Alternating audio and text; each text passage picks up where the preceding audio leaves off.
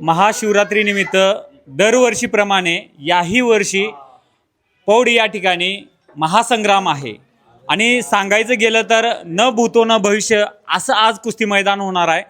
तसं बघायला गेलं तर अमित भाऊ पिंगळे दरवर्षी या कुस्ती मैदानाचं बजेट वाढवत असतात।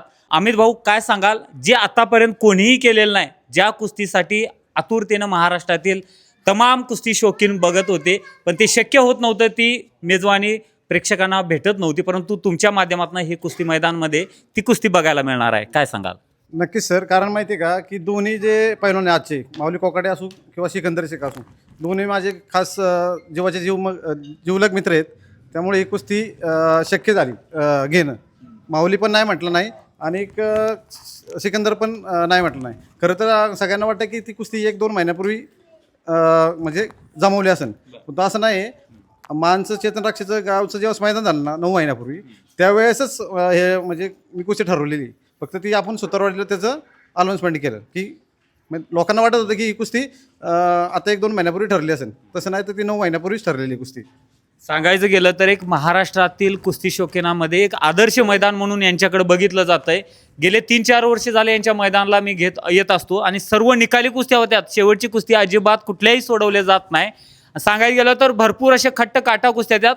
कुस्ती क्षेत्रामध्ये तुमचा खूप अभ्यास आहे, बऱ्याचदा तुम्ही पूर्ण असं लक्ष देऊन तुम्ही कुस्त्या घेत असताय पहलवानांचे, त्याबद्दल सांगा।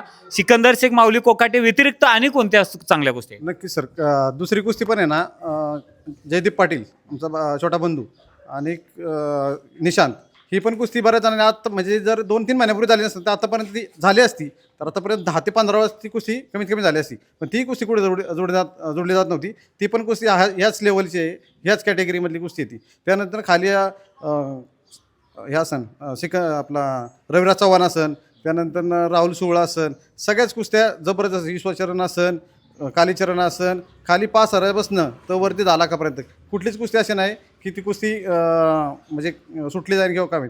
सगळ्या कुस्त्या एकदम काट आहेत।